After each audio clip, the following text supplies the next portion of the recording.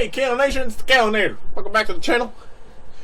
We're in Metal Gear Solid 3. Just starting the series.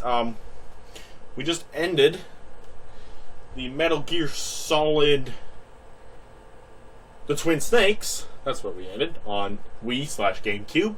So we're jumping into Metal Gear Solid 3. And 2 Metal Gear Solids a week now. So we got Metal Gear Solid 3 and Metal Gear Solid 5 Ground Zeroes. The 2 we have left. That's what we're doing right now. We have the Phantom Pain left. Disc 1, Substance. Never played this Metal Gear. New game. Ah, shit. They even do that in this game. I actually did play this once. It's cool.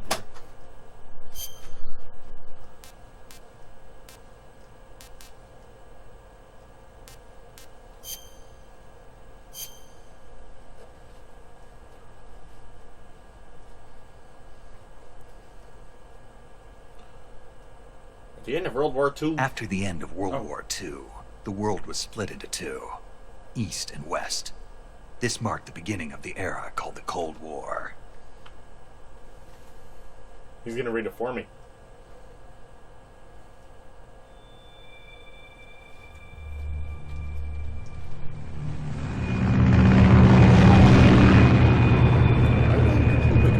Like I was saying though, I played this on 360 and I sucked with the controls. Like, the controls were total crap because it was on 360, it wasn't on PlayStation. So then I bought a PlayStation. When I got a PlayStation 2, I got this game, and this is the Substance version. So this has got a little extra in it. It's not the normal Metal Gear Solid Snake Eater, but it's the same storyline. Because I also played Metal Gear Solid 2 Substance. Flying over Pakistan, altitude 30,000 feet. Approaching Soviet airspace. 20 minutes to drop off. Commencing internal depressurization. Equipment check. Arm main parachute. All right. You ready to go? Drop zone still showing a high pressure mass. Cav okay. Good. We've got high visibility.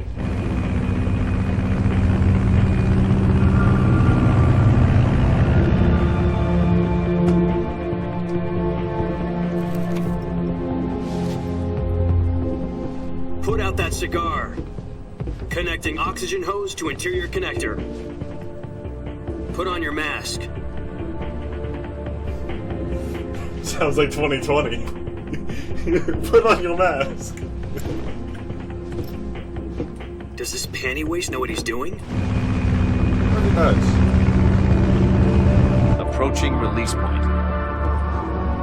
10 minutes to drop off. Hey, are you deaf? He said put out the cigar and put on your mask. Me, man.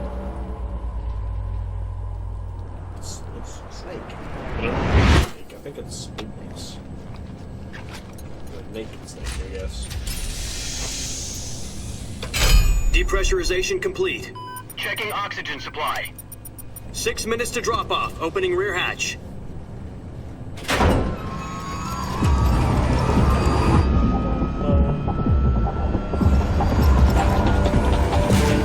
Sunrise.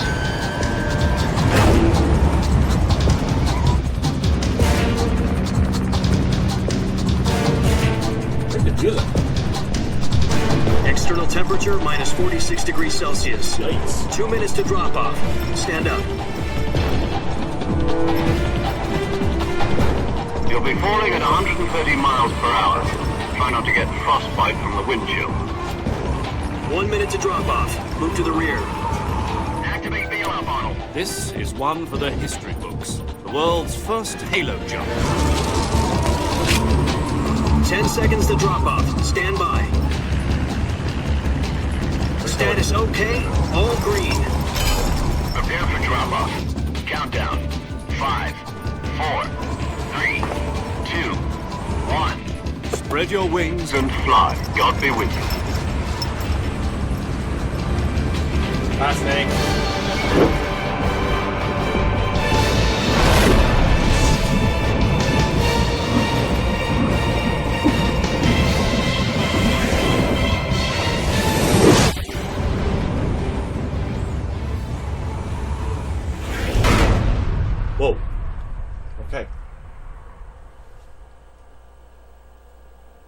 Jack, I've got some important news.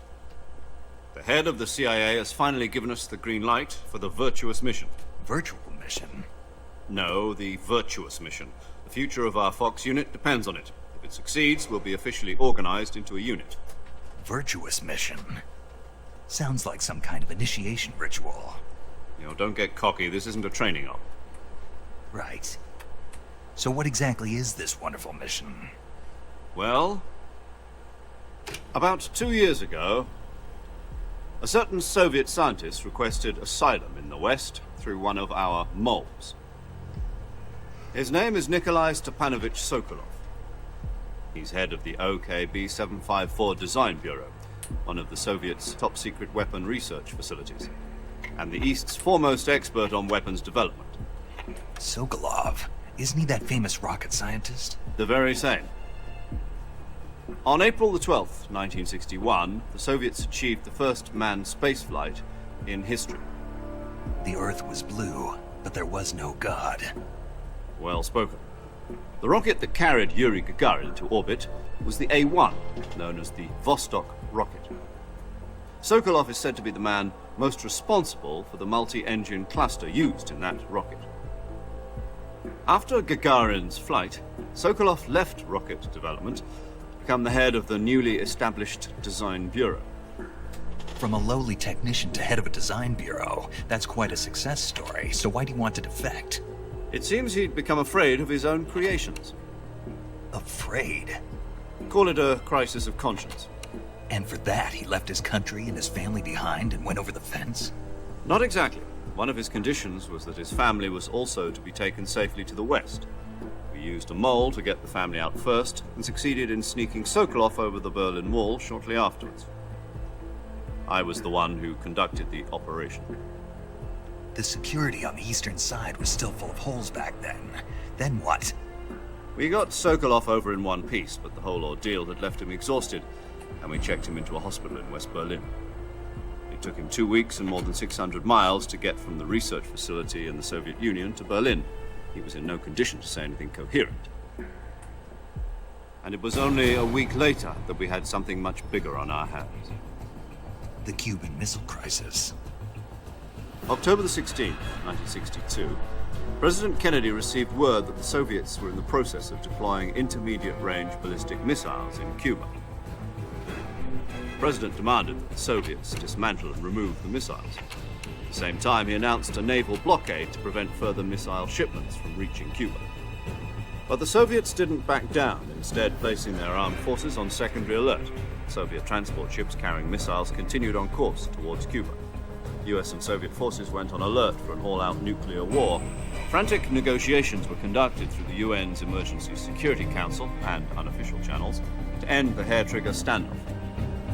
Finally, on October the 28th, the Soviet Union agreed to remove its missiles from Cuba, and so the world avoided a nuclear holocaust. But in order to get the Soviets to pull their missiles out, we had to make a deal. You mean the one where the US agreed to remove its IRBMs from Turkey? No. The Jupiter IRBMs deployed in Turkey were obsolete, and we were going to get rid of them anyway. They had no strategic value whatsoever to either the US or the Russians. The Turkey deal was a ruse, a cover story that was fed to the other intelligence agencies around the world. So what did the Russians really want? Sokolov.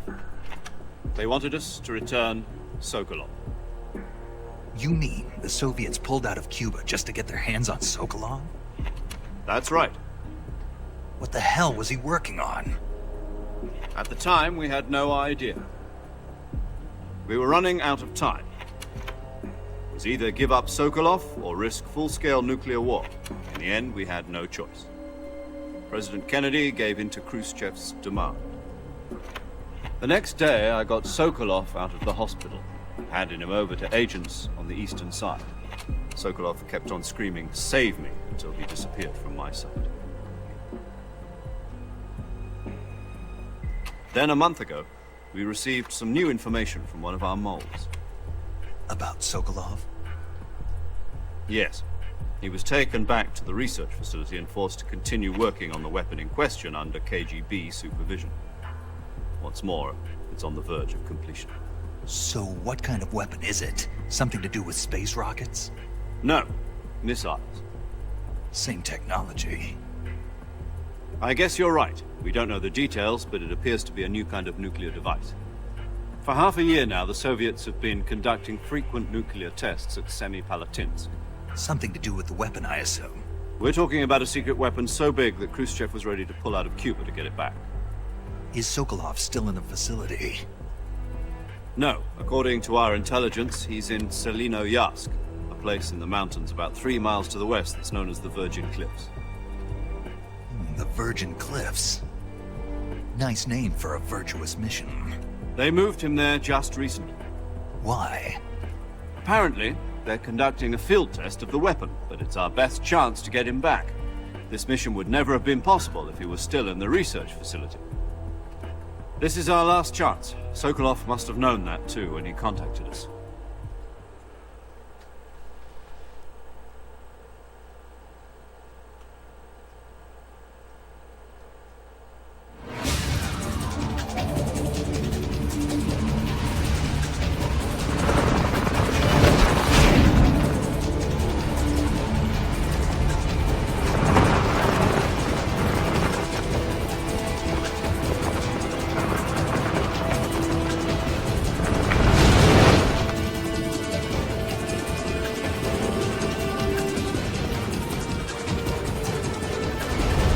Listen up, Jack. Your mission is to infiltrate Selino-Yarsk in the Soviet mountains, ensure the safety of Sokolov, and bring him back to the west.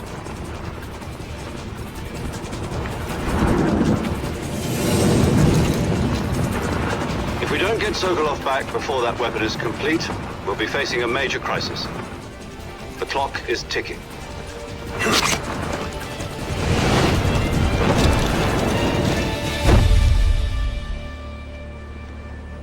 Once we've confirmed the rescue of Sokolov, stand by at the recovery point.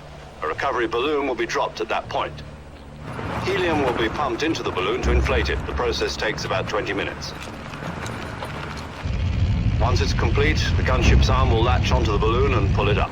The Fulton surface-to-air recovery system. I'm familiar with the theory. Take it easy.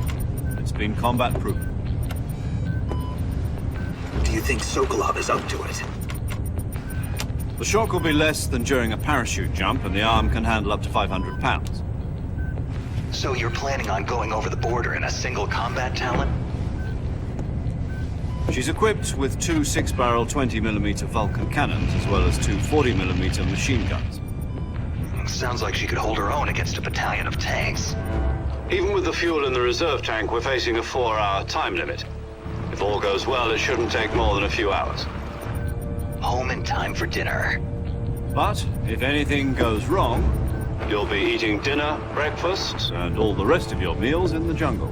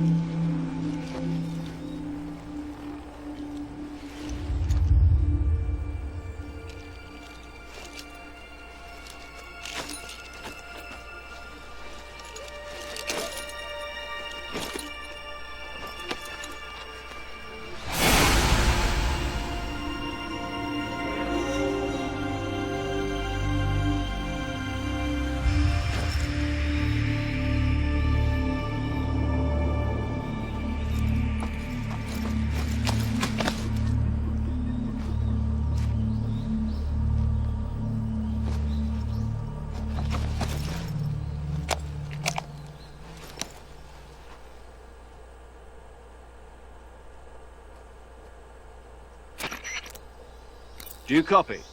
You're already in enemy territory, and somebody might be listening in. From here on out, we'll be using code names to refer to each other. Your code name for this mission will be Naked Snake. I'll be referring to you as Snake from now on. You're not to mention your real name. Snake? Well, you don't like snakes? What do you mean? You've eaten one before, haven't you? In survival training? I'm glad to hear that. I don't know if I'd ever order one in a restaurant, but... Be careful, you might not have a choice. What about you, Major? What should I call you? Let's see. I'll be Tom. Call me Major Tom. This will be a sneaking mission. You must not be seen by the enemy. You must leave no trace of your presence. Is that clear? This kind of infiltration is the Fox unit's speciality.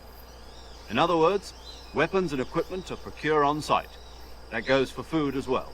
You're completely naked, just as your name implies. Great.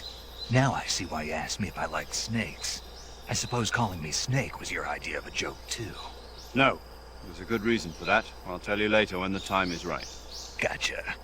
Getting back to the subject, how exactly am I supposed to feed myself? You've been issued a knife and a tranquilizer gun. Use them to hunt for food. You'll also find some medical supplies in your backpack. Yeah, about the backpack. I lost it in a tree on the way down. I see. Well, you'd better go back and get it then. Do you know where it is? No problem. I can see it from here. It's stuck on a branch. To climb a tree, stand in front of a tree that's covered in ivy and press the action button. I'll be monitoring your progress over the radio. We can't risk violating Soviet airspace, but I'll be in the gunship. My frequency is 140.85. I'll give you a call if I need to talk to you. If you need to talk to me, use the send function. Okay, Snake, go get your backpack. Okay. Now that we have all that exposition, let's get into the game. Use the button here.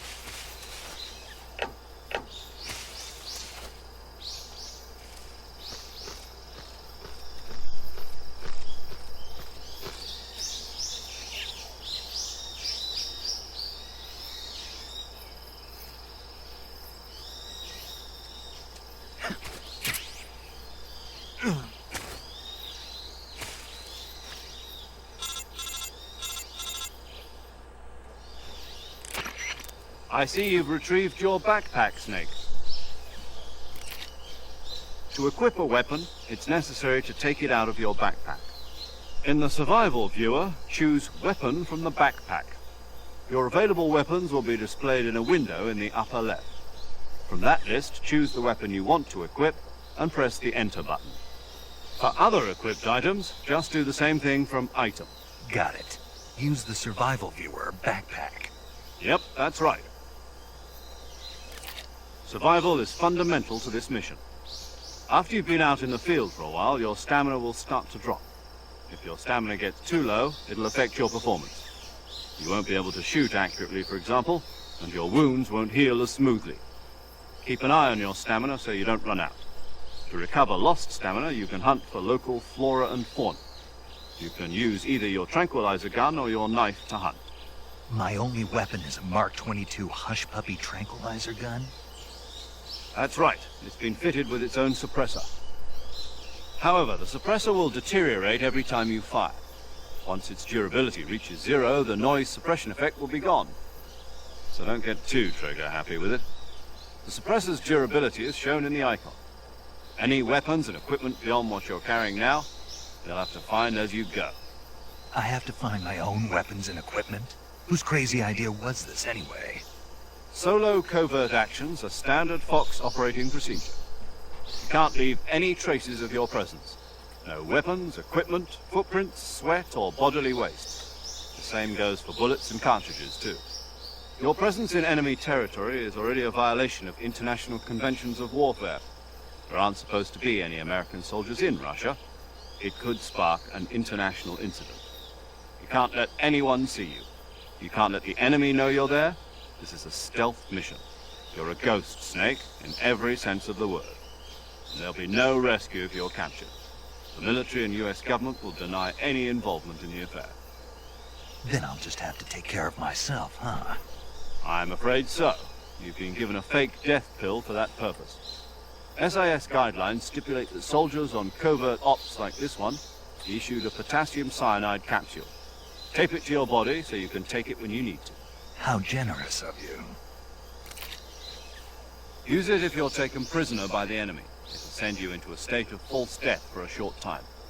Fooling them into thinking that I'm really dead. So how do I come back to life? Just take the revival pill. You mean that thing they put in my tooth before the mission? That's the one. But be careful. If you remain in a state of false death for too long, nothing will be able to bring you back. Remember that. I'll keep it in mind. You said this was a solo mission, right? Right. I guess that means I can't count on any reinforcements. Correct. The mission rests entirely in your hands. A real one-man army. Relax. There's a support team ready to back you up over the radio. Who? I'll introduce them to you. This time, survival is of utmost importance. The first member of the support team will be in charge of monitoring your physical condition, acting as a medic, so to speak, as well as recording your mission data. She's a member of Fox as well, and she's here on the gunship with me. She? Hello, Snake. I'm paramedic. Nice to meet you. Paramedic. As in a medic who comes in by parachute. Aren't you going to tell me your real name? Are you going to tell me yours, Mr. Snake? My name, huh? It's John Doe. And they call you Jack for short. You're a regular Captain Nemo. A name means nothing on the battlefield. After a week, no one has a name.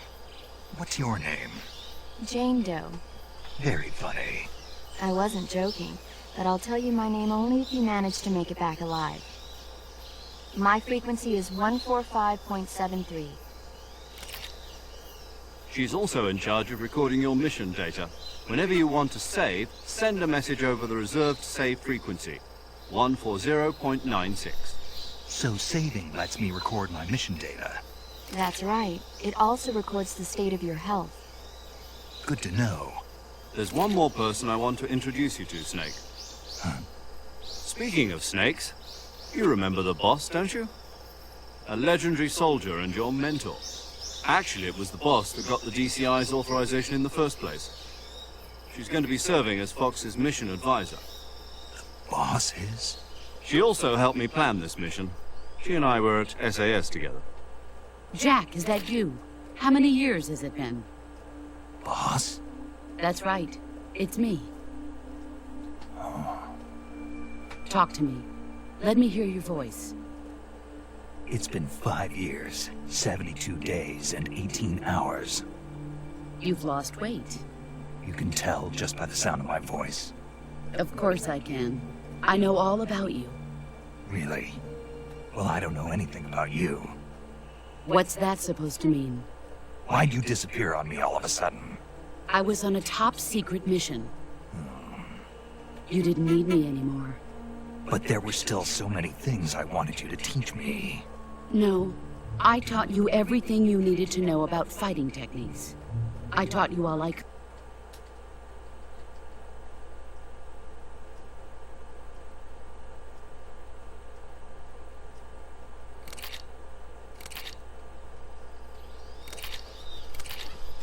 I would listen to this, but I ain't got time for that. This whole first episode is just gonna be listening to crap. Snake, try to remember some of the basics of CQC.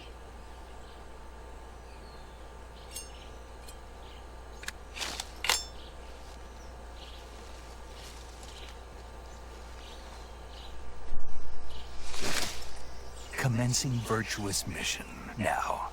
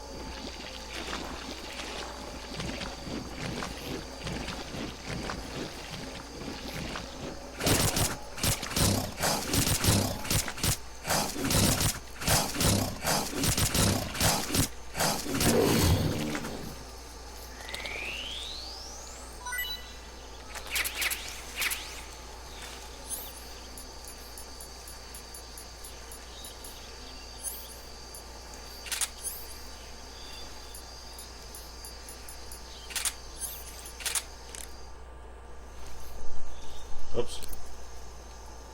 Let's see it there. Backpack.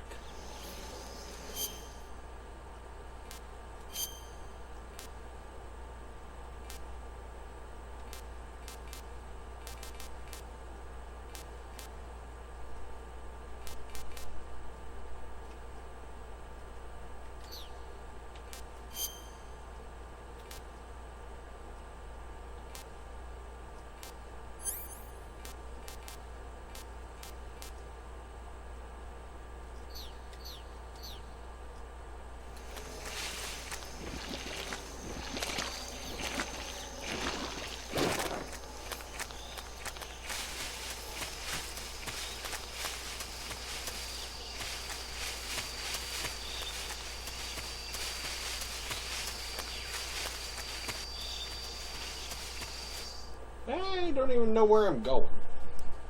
But killed an alligator. Or a crocodile. Cutscene? Human?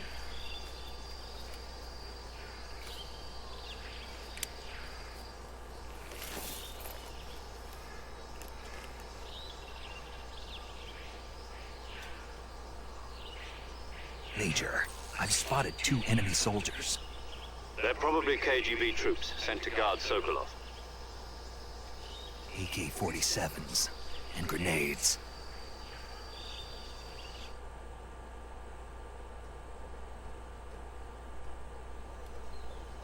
Snake, your presence in Soviet territory is already a violation of international law. You can't let the Kremlin find out that the CIA and the American government are involved. Contact with the enemy is strictly prohibited. Don't engage them in battle either. This is a stealth mission. Got that? The Major is right. The point of this mission is to sneak through the jungle without being seen.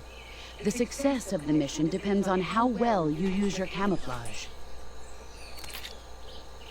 Change your camouflage by selecting Camouflage.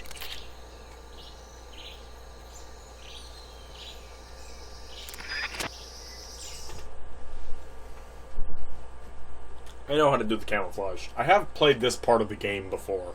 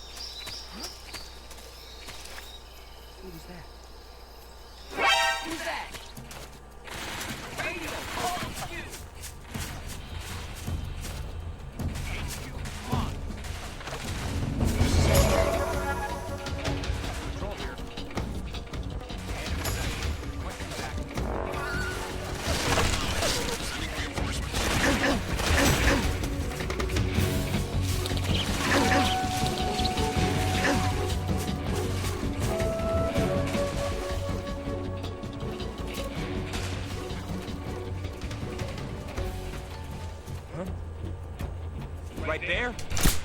I see him.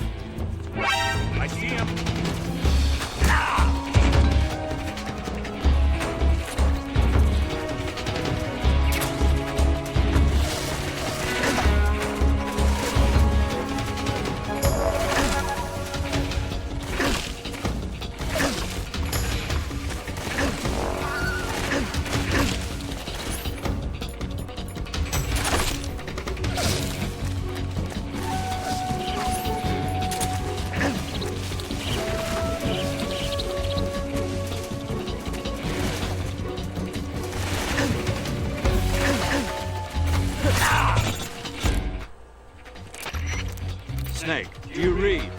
Snake! Major. Snake, are you alright? Yeah, I'm okay. You're far from okay. Look at your...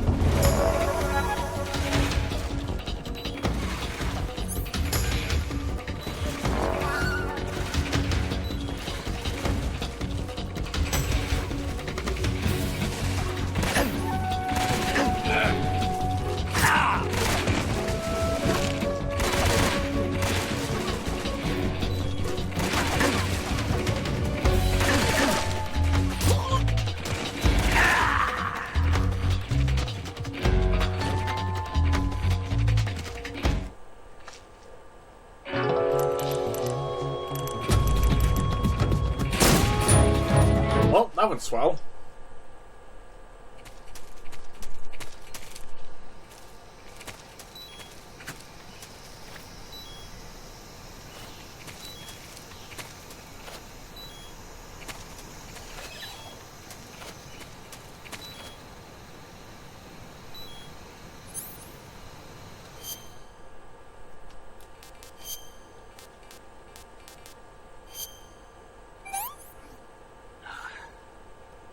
Not too bad.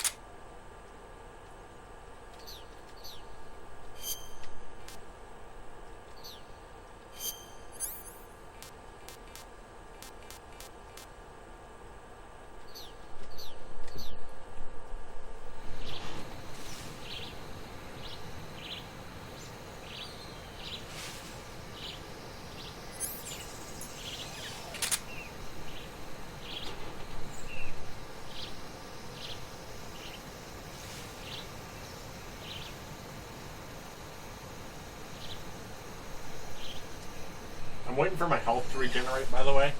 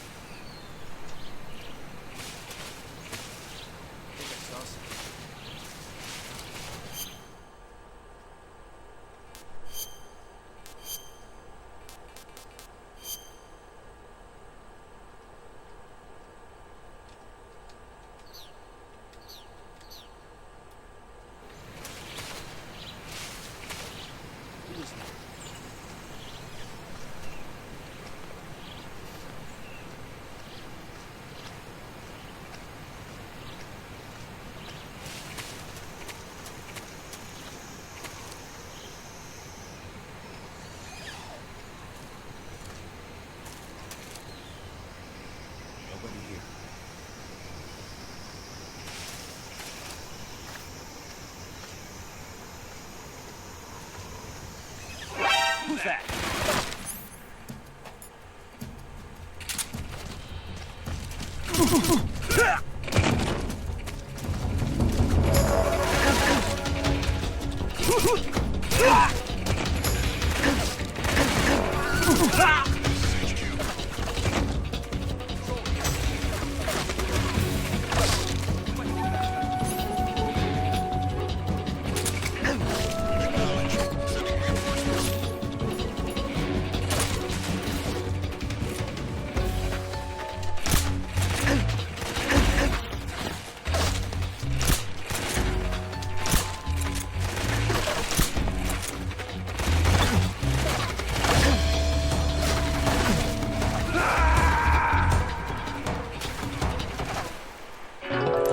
That went well.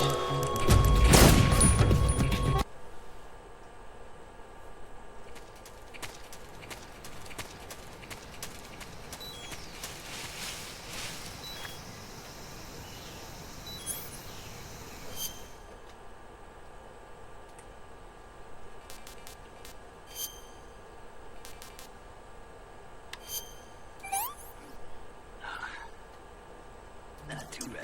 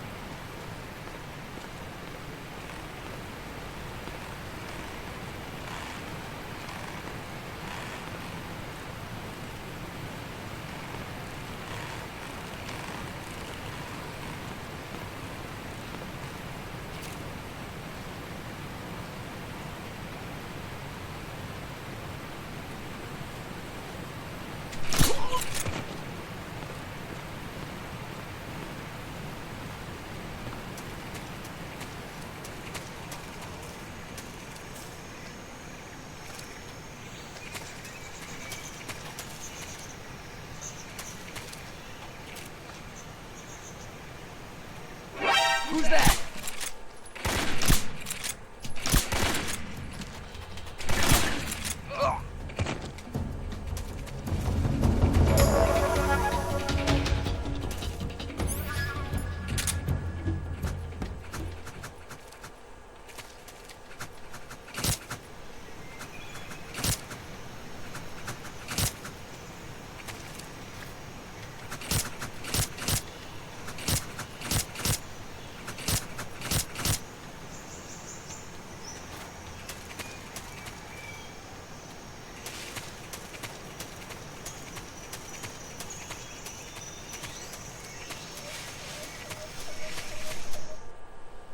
Okay, I think I'm going to leave this episode here. This has been kind of weird. But I like the game. Oh, we got a cutscene and then I'll leave it here.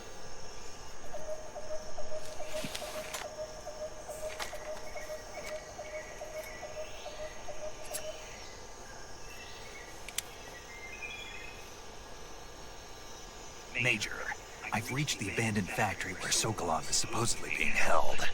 This place is a dump.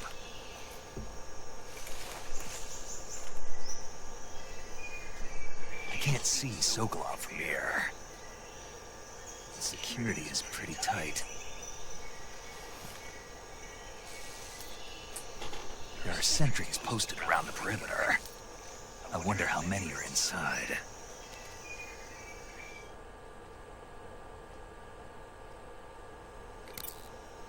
Your objective, Sokolov, is inside the factory. They should be holding him in a room in the northeast section. Northeast section. Got it. Be careful.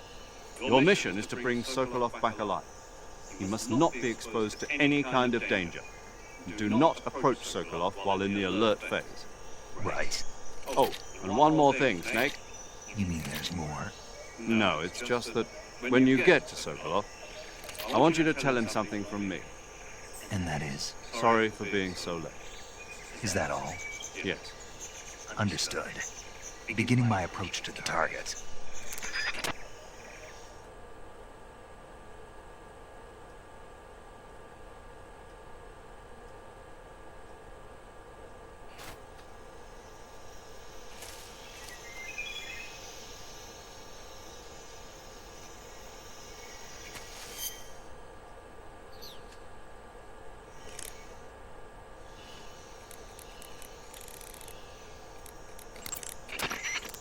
Saving the game, Snake?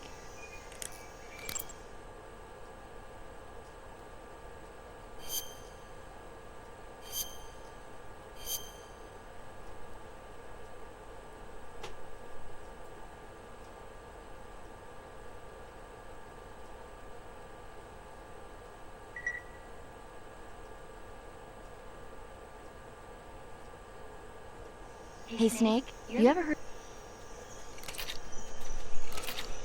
Okay. I'm going to leave this episode here. We got in the game. I knew, like, I kind of figured the first part would be a lot of just exposition, because Metal Gear games, it always is. What am I doing here? I don't know where it went. We'll find it. But, thank you all for watching. Hit like, hit subscribe, hit the bell.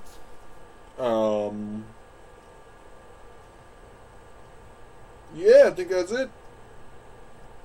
You won't miss Metal Gear if you hit the bell and subscribe, of course. There's plenty of Metal Gear already on the channel. If you're looking for something else that's maybe not this game, we got a lot of playthroughs of Metal Gear Solid 1. We had a full playthrough 1 video and an episode video. We had the remake, which is Twin Snakes of Metal Gear Solid 1. There's a episode playthrough of that. Metal Gear Solid 5 Ground Zeroes is on the channel. That ends today. We get a new Metal Gear next week, because this Metal Gear Solid 3 will come out at the same time as Metal Gear Solid 5. The final episode of that. Then we got a special series. I'm not going to say what it is yet, but... Thank you all for watching. Kale Nation, I'm the Kalenator, and I'm out.